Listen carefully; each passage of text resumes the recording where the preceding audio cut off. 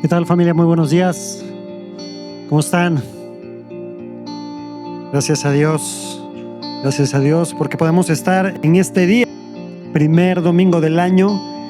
Han escogido estar en el mejor lugar donde podían estar, congregándonos para alabar y conocer más a nuestro Señor. Y doy gracias a Dios por ello. Así que, para comenzar, necesitamos poner este tiempo en manos del Señor, así que vamos a orar. Amado Padre, te damos gracias. Gracias por esta mañana que nos regalas, en el que podemos reunirnos en este lugar para conocerte un poco más, para agradecerte por lo bueno que eres y para honrarte y glorificarte. Señor, que el Espíritu Santo actúe en nosotros para que la palabra caiga en un suelo que posteriormente pueda haber crecimiento y dar fruto, Señor, en nuestra vida. Gracias por ello, Padre. Pero también que el Espíritu nos muestre tu palabra, que nos muestre y nos haga reflexionar, pensar, meditar y actuar en lo que debamos de actuar, Señor. Te necesitamos, Padre. Y, Señor, permite que no diga nada que no sea parte de tu palabra.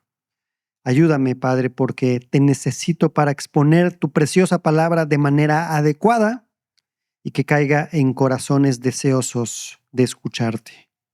Gracias, Señor, por este domingo, este primer domingo del año en el que estamos aquí. Gracias, Padre, en Cristo Jesús. Amén. Vamos a tener un sermón temático expositivo y vamos a estar en la segunda carta a Timoteo. Ahorita les digo el pasaje, capítulo 4, versículos 1 al 5. Vivimos en una época donde la palabra verdad se ha vuelto incómoda. No porque no sepamos qué es, sino porque evidentemente nos exige y nos demanda algo. Hoy quiero que veamos qué pasa cuando la verdad de Dios deja de ser central en nuestras vidas y qué ocurre cuando vuelve a ocupar el lugar que le corresponde. Así que vayamos a esta segunda carta a Timoteo, capítulo 4, versículos 1 al 5, y vamos a leerla. Dice así: en la presencia de Dios y de Cristo Jesús, que ha de juzgar a los vivos y a los muertos, por su manifestación y por su reino, te encargo solemnemente. Predica la palabra. Insiste a tiempo y fuera de tiempo. Amonesta, reprende, exhorta con mucha paciencia e instrucción. Porque vendrá tiempo cuando no soportarán la sana doctrina, sino que teniendo comezón de oídos conforme a sus propios deseos, acumularán para sí maestros y apartarán sus oídos de la verdad y se volverán a los mitos. Pero tú, sé sobrio en todas las cosas, sufre penalidades, haz el trabajo de un evangelista, cumple tu ministerio.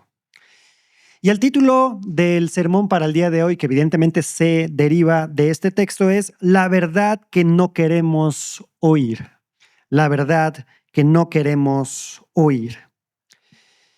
Esta es la segunda carta de Pablo que le escribe a Timoteo y se considera que es la última carta que escribió a lo largo de su vida. Se la escribe a su hijo espiritual, Timoteo, el cual algunos creen que se encuentra en Éfeso, ya que estuvo lidereando ahí, pastoreando esta iglesia. Por lo tanto, imagínate lo que Pablo o la responsabilidad que está en Pablo de cuidar bien sus últimas palabras, estas palabras que le dirige a Timoteo. Y por eso es considerada esta una de las cartas pastorales, donde Pablo quería recordarle a Timoteo cosas muy, muy importantes. Cosas que ya estando en su encarcelamiento, el apóstol le va a recordar y le va a insistir a Timoteo. Así que lo que presenta Pablo en esta carta le está encargando este tesoro sumamente importante, el cual es el Evangelio. Y ese tesoro debería de ser transmitido a la siguiente generación, por así decirlo.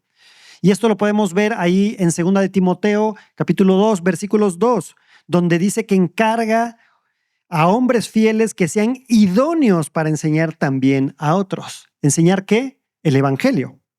Y en un mundo que parece desbocarse hacia la maldad, donde la verdad se vuelve relativa y los fundamentos se desmoronan, o para ponerlo en palabras más actuales, por ahí dicen, hay que deconstruirse, ¿no? Hay que deconstruir. El mandato para Timoteo y para nosotros el día de hoy no era improvisar, no era sacarse buenas ideas de la manga o adaptarse a la corriente del mundo, adaptar la doctrina al mundo o buscar novedades. No. Lo que Pablo le está diciendo a Timoteo era permanecer, afianzarse en la roca de la verdad que había recibido, creído y que ahora habitaba en él. Y fíjate cómo los tiempos en los que está viviendo Timoteo se parecen a los nuestros. Así que vayamos un poco más atrás de nuestro pasaje para entender de mejor manera lo que está sucediendo. Leamos el capítulo 3, versículos 1 al 5 de esta segunda carta a Timoteo. Dice así: pero debes saber esto, que en los últimos días vendrán tiempos difíciles, porque los hombres serán amadores de sí mismos. Esto es muy importante. Avaros, jactanciosos, soberbios, blasfemos, desobedientes a los padres, ingratos, irreverentes, sin amor, implacables, calumniadores, desenfrenados, salvajes, aborrecedores de lo bueno, y a lo mejor está diciendo, no, ya párale, ¿no? Traidores, impetuosos, envanecidos, amadores de los placeres en vez de amadores de Dios, teniendo apariencia de piedad, pero habiendo negado su poder, a los tales evita. Y para reforzar un poco más esta idea, te lo leo en la Nueva Traducción Viviente. Esto no va a aparecer en la pantalla, pero sí escúchalo, o puedes buscar esta traducción posteriormente. Dice Timoteo: es bueno que sepas que en los últimos días habrá tiempos muy difíciles, pues la gente solo tendrá amor por sí misma y por su dinero. Serán fanfarrones y orgullosos. Se burlarán de Dios. Serán desobedientes a sus padres y malagradecidos. No considerarán nada sagrado. No amarán ni perdonarán. Calumniarán a otros y no tendrán control propio. Serán crueles y odiarán lo que es bueno. Traicionarán a sus amigos. Serán imprudentes. Se llenarán de soberbia y amarán el placer en lugar de amar a Dios. Actuarán como religiosos, pero rechazarán el único poder capaz de hacerlos obedientes a Dios. Aléjate de esa clase de individuos. Y este capítulo 3 contextualiza nuestro pasaje base, porque podemos ver muchos problemas, pero nos habla de algo importante, que en los últimos días vendrán tiempos difíciles. Y esto se refiere a este periodo de tiempo entre la primera y la segunda venida de Cristo, es decir, a la era de la iglesia donde Pablo y Timoteo ya estaban viviendo y que se extendería hasta el regreso de Jesús. Y este pasaje tiene que ver con la depravación moral, con lo que toda la enseñanza sobre los últimos tiempos es coherente, es decir, muestra esto con la idea de que la edad presente es mala. Y a lo largo de los siglos, la iglesia ha enfrentado una tentación constante y sutil. ¿Cuál? Suavizar el consejo de Dios, transformar su verdad para hacerla más digerible a los oídos de cada generación. Constantemente el mensaje claro de la Escritura ha resultado desagradable para muchos, que incluso llevan el nombre de Cristo. Ahora, eso no es algo propiamente nuevo de estos tiempos. Jeremías escribió lo siguiente: entonces el Señor me dijo, los profetas profetizan mentira en mi nombre. Yo no los he enviado, ni les he dado órdenes, ni les he hablado. Ellos les están profetizando visiones falsas, adivinaciones, vanidades y engaños de sus propios corazones. Históricamente se ha observado que Dios era el centro del ser humano o el centro del universo. Y ahora hemos hecho a un lado a Dios.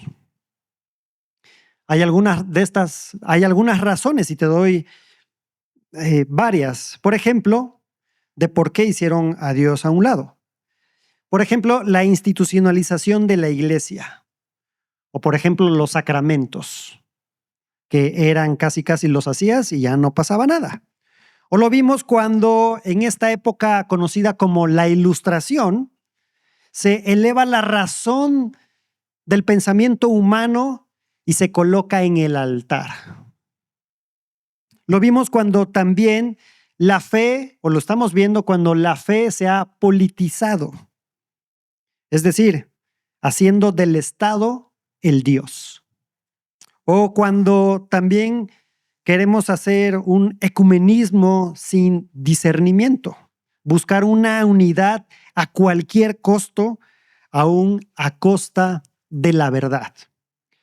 Y hoy este patrón está y sigue vivo entre nosotros. También, por ejemplo, en la experiencia. Es decir, si te hace bien a ti, si te hace sentir bien, entonces funciona. Lo que reduce a Dios a una emoción privada únicamente.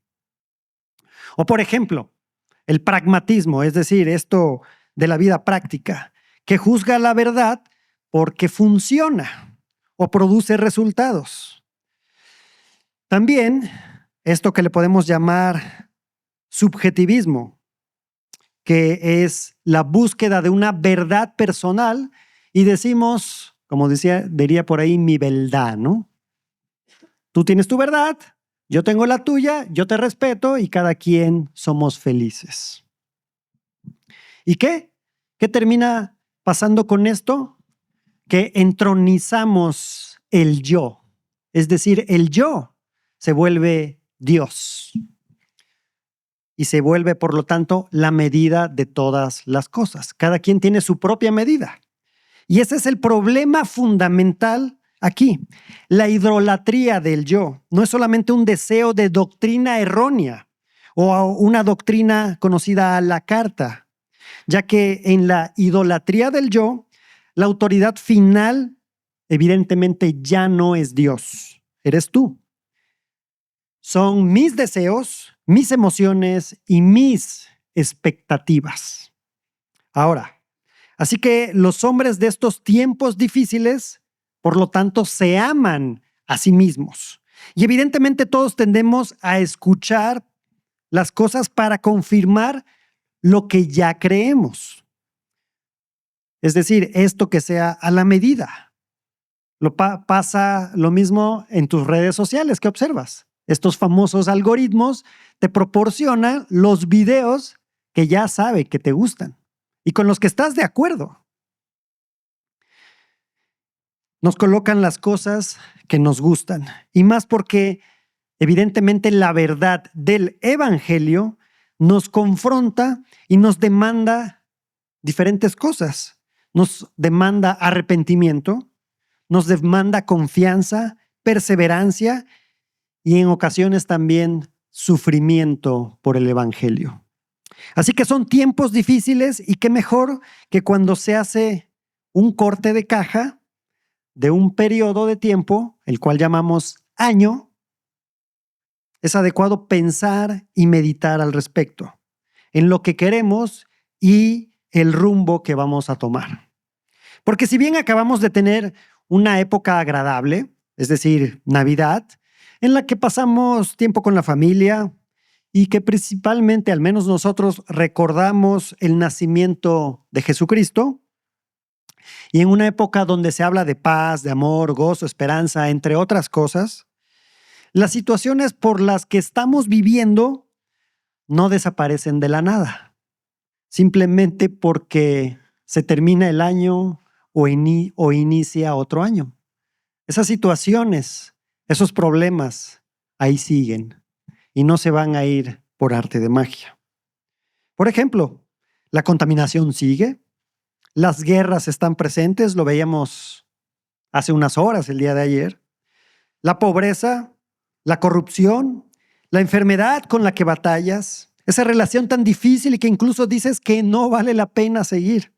La escuela, ese trabajo con el que hay días que tal vez ya no quieres levantarte, entre otras cosas, no desaparecen de un año a otro. Ahora, todo esto en gran medida es por causa, o estas problemáticas es por causa de esa idolatría del yo, es decir, ese individualismo. Y para nosotros como creyentes que afirmamos que Dios es la medida de todas las cosas y no el yo es la medida de todas las cosas, luego entonces este aspecto de individualismo es contrario a lo que creemos. Así que si pertenezco a Dios y tengo a Dios, al momento de analizar mi vida, Dios debería de ser esa autoridad en mi vida. ¿O acaso no creemos que el fin principal y más noble del hombre es el de glorificar a Dios y gozar de Él para siempre? Lo cual sería muy diferente si no considero a Dios en mi vida.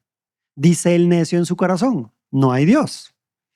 Y el resultado de estas dos visiones del mundo, es decir, creer en Dios o creer en el yo únicamente, da resultados significativamente diferentes. Por ejemplo, hay algunos que parafrasean la frase que popularizó este hombre, Fyodor Dostoyevsky, que dice, si Dios no existe, entonces todo está permitido. Y lo cambian porque Dios no existe, no todo está permitido. ¿Por qué? Porque están pensando que la responsabilidad es exclusivamente nuestra. Y eso lo diría el humanismo, centrado en el yo. Ahora, en nuestro pasaje principal, el que leímos, capítulo 4, versículos 1 al 5, vemos tres problemas que derivan de este egocentrismo, esa idolatría hacia el yo. Dice, no soportarán la sana doctrina, se amontonarán o buscarán maestros conforme a sus propias pasiones, es decir, buscarán maestros que les digan lo que quieren oír. Por ahí dicen que si quieres tener una iglesia llena o muy llena, no hables de pecado. También apartarán de la verdad el oído, porque vendrá tiempo cuando no soportarán la sana doctrina, dice el verso 3. Pero ¿qué significa exactamente que ya no soportarán la sana doctrina? En lenguaje sencillo y directo es rebelarse contra la verdad misma. Porque la sana doctrina genuina produce una transformación de raíz en nuestra forma de vivir. Necesariamente genera un cambio que nos vuelve hacia Dios y no hacia esa verdad relativa donde cada cual inventa su propia verdad. Así que quienes no soportarán la sana doctrina son estos hombres y mujeres de corazón inestable, donde la palabra de Dios, por obvias razones, no logra echar raíces profundas. Y utilizando esta imagen de Jesús en la palabra, en esta parábola, en ellos la semilla brota rápidamente, pero al no haber profundidad, no hay raíz espiritual auténtica. Por eso cuando llegan las problemáticas, cuando vienen las pruebas, esa aparente fe que algunos dicen tener, simplemente se borra.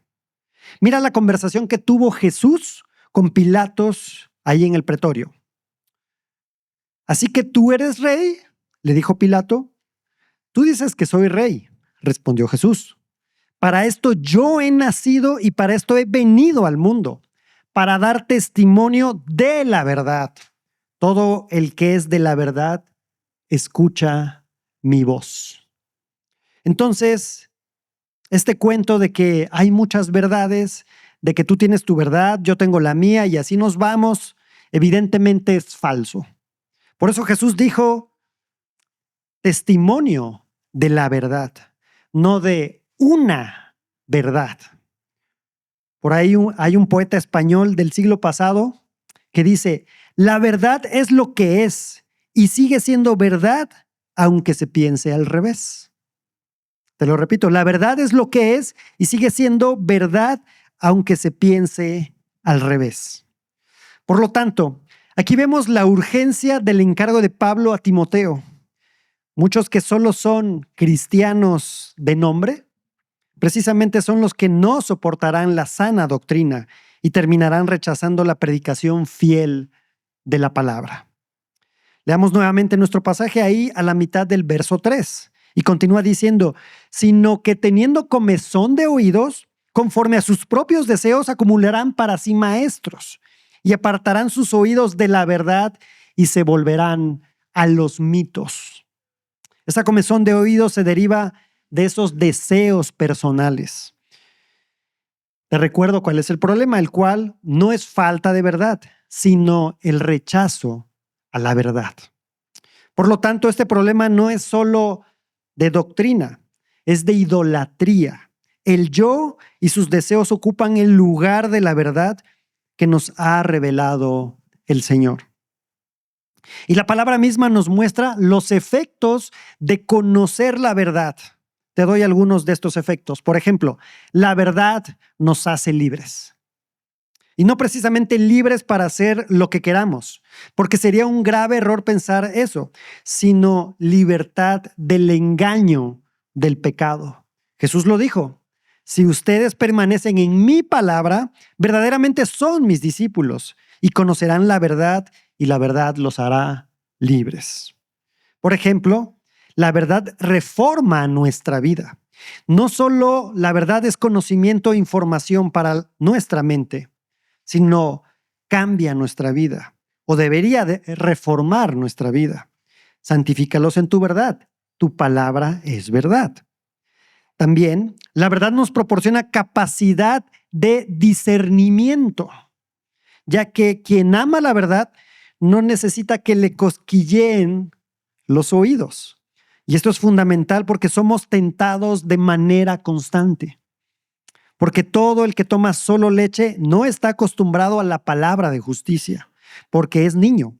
Pero el alimento sólido es para los adultos, los cuales por la práctica tienen los sentidos ejercitados para discernir el bien y el mal. La verdad también nos provee perseverancia en medio del rechazo. Aceptar la verdad implica estar dispuesto a no ser popular, a no ser validado porque no nos amoldamos a lo que el mundo nos solicita y, por supuesto, a no ser aplaudido.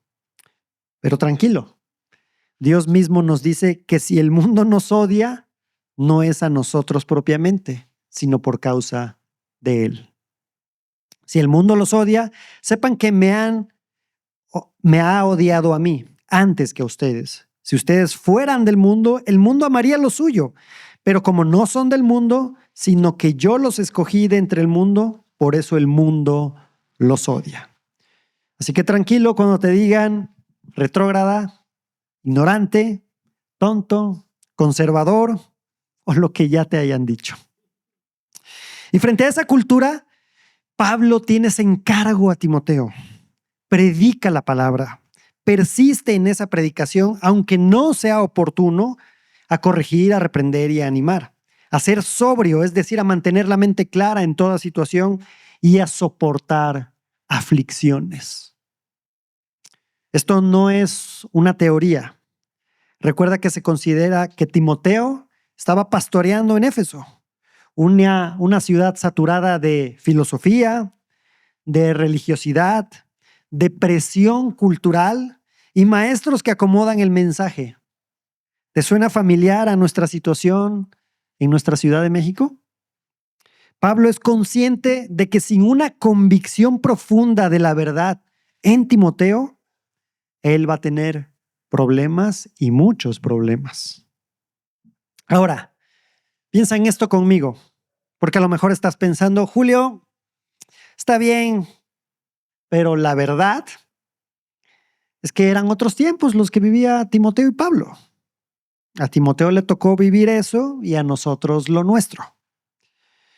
Tal vez entonces podríamos generar una pregunta donde no es si sabemos qué es la verdad, sino si estamos dispuestos a vivir bajo ella, aun cuando nos cueste aprobación, comodidad o reputación. Así que frente a una cultura que rechaza la verdad, Pablo no le pide a Timoteo que suavice o disminuya la fuerza del mensaje del evangelio, sino todo lo contrario, que se fortalezca. Y ante todo esto, la respuesta que nos daría la sociedad, ¿cuál sería? No, adáptate a las circunstancias. Recuerdo que una ocasión con un compañero de trabajo me decía, oye, como que ya le hace falta una actualizada a la Biblia, ¿no? O sea, ya es vieja. ¿Para qué te complicas si podemos navegar más fácil a favor de la corriente? Y hasta tenemos nuestras frasecitas, ¿no? Estas frases socialmente aceptables. El que no tranza, no avanza. Todos lo hacen, no te preocupes. No es robo, es compensación. Si no lo hago yo, alguien más lo hará. Y puedes decir, ¿qué tiene que ver con lo que estamos viendo estas frases? Pues que todas estas, en el fin último, es para satisfacer el yo. Ese ídolo que todos tenemos. Ese que ves frente al espejo en las mañanas y que dices, Dios, la verdad, te pasaste conmigo, ¿eh?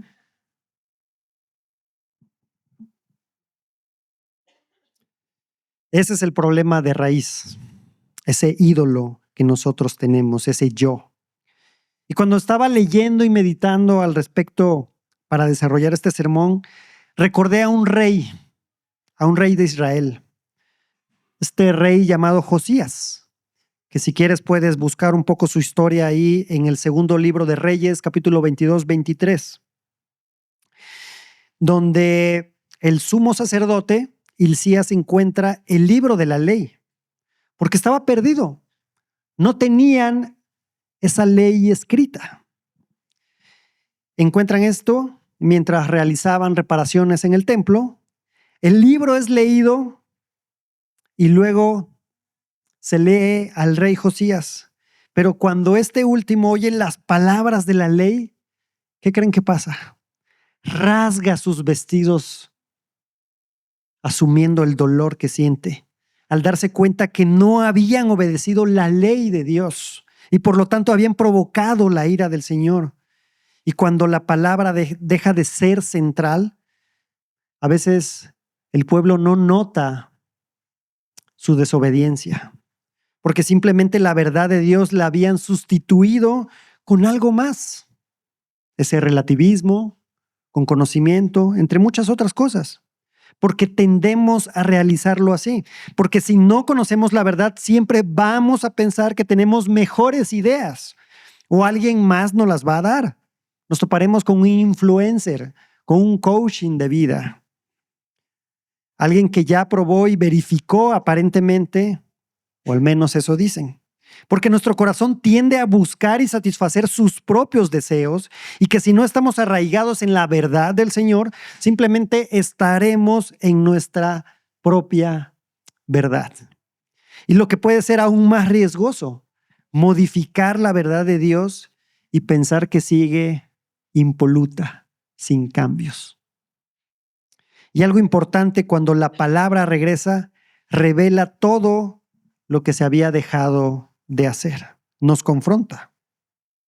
¿Recuerdas cuando Jesús fue llevado ante Pilato, que te lo mencioné brevemente? Y tienen aquella conversación corta, pero también profunda.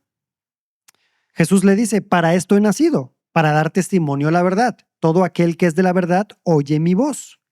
Y Pilato responde con una de las preguntas que todos deberíamos de hacernos.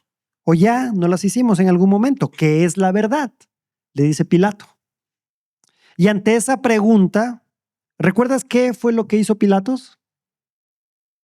El texto continúa diciéndonos, y habiendo dicho esto, salió otra vez a donde estaban los judíos. Pilato no espera una respuesta de Jesús. No sabemos si Jesús iba a seguir hablando, pero lo que sí sabemos es que Pilato se da la vuelta y se va. Evade la verdad más importante que tenía enfrente de él. Y eso es profundamente revelador, porque Pilatos no niega la verdad, no niega a Jesús, simplemente la vuelve relativa. Y ese es el problema de hoy. Pilatos representa entonces a una cultura que no quiere una verdad que juzgue, porque una verdad así nos confronta con una realidad que preferimos negar. Y lo más impactante es que la verdad no estaba frente a él como una idea abstracta, sino como la persona de Jesucristo. Porque Jesús mismo había dicho, yo soy el camino, la verdad y la vida. Nadie viene al Padre sino por mí. Jesús no define la verdad como un concepto abstracto, distante o negociable. Él mismo la encarna. Y no solo la encarna, sino que cumple perfectamente las demandas que Dios el Padre exige, demandas que tú y yo simplemente no podríamos cumplir. Y es solo en Él y a través de Él que tenemos acceso a Dios.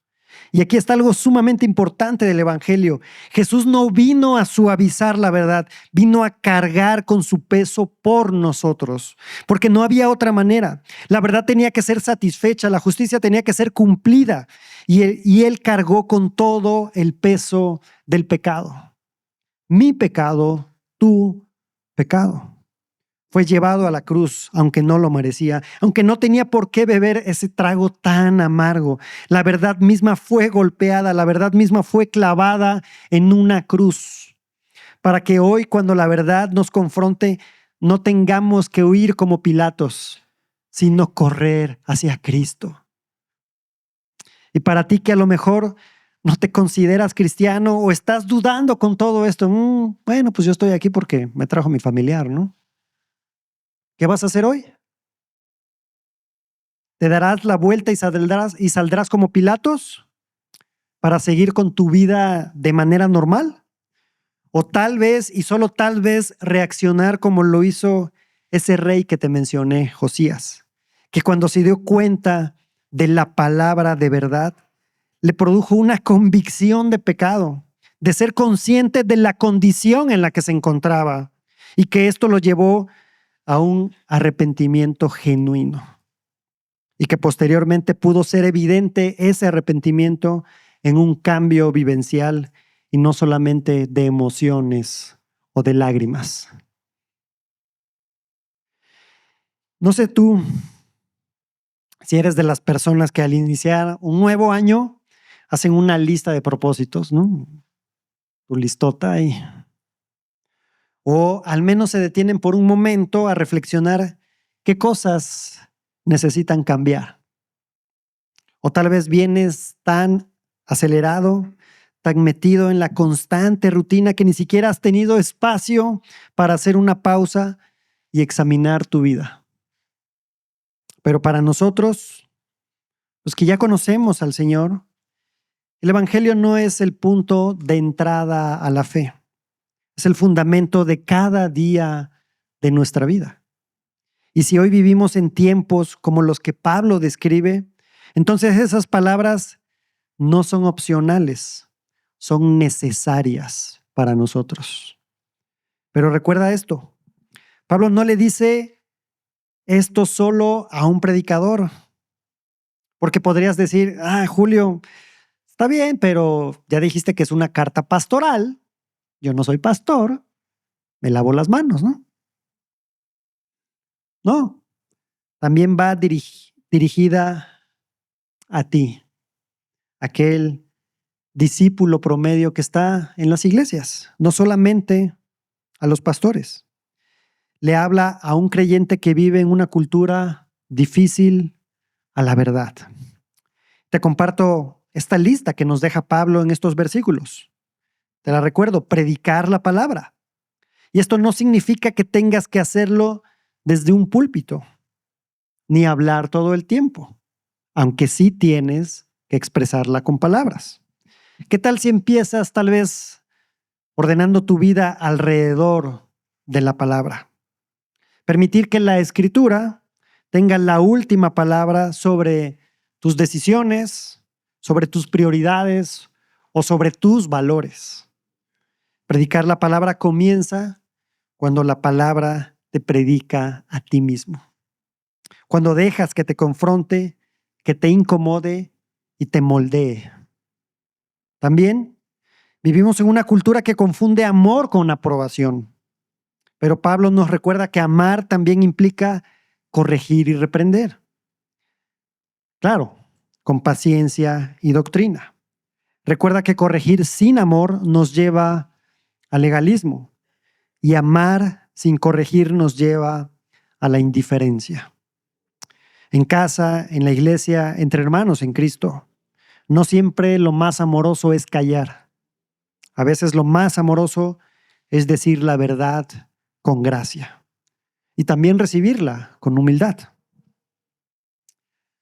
También nos dice Pablo a ser sobrios, es decir, mantener la mente clara en toda situación, ya que ser sobrio no significa ser frío o insensible, significa no vivir controlados por nuestros impulsos, por nuestras emociones o esas narrativas falsas que escuchamos constantemente.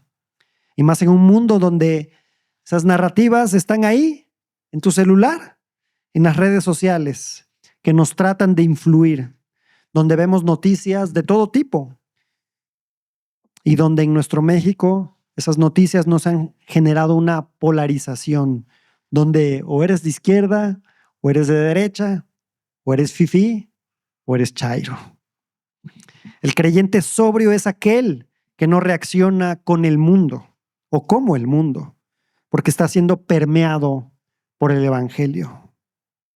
Número 4, y la que no queremos escuchar, dice Pablo, soportar aflicciones. Pablo no le promete a Timoteo comodidad, le promete que va a haber dificultad.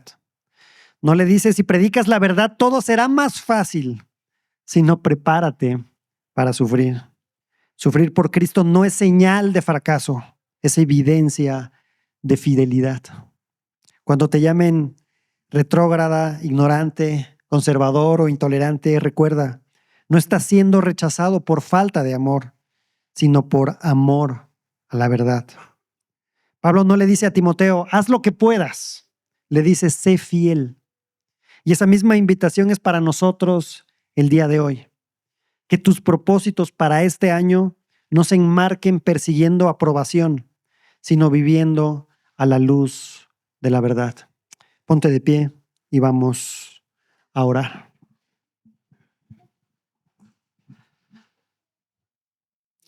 Amado Padre, gracias Señor por tu palabra, porque tu palabra nos muestra en la condición en la que estamos, necesitados de ti.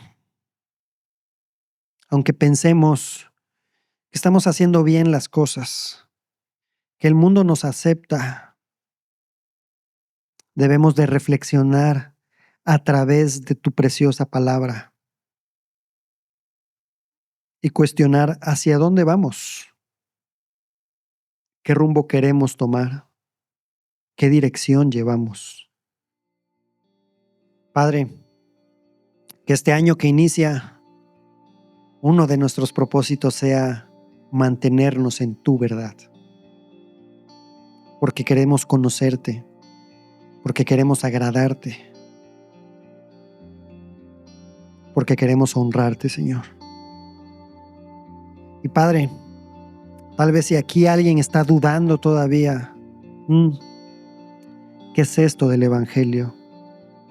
¿Qué es esto de Cristo? ¿Será capaz Dios de perdonarme a pesar de lo que he hecho? Que pueda seguir reflexionando en tu palabra, Señor. Que el Espíritu Santo actúe en ellos para que puedan ser conscientes de la necesidad de ti y de la condición de pecado en la que están y en la que nos encontramos, Señor. Pero que posterior a ello sigamos con una vida de arrepentimiento, siendo conscientes de que te necesitamos cada día, Señor. Gracias por tu palabra. Gracias por la verdad. Amén.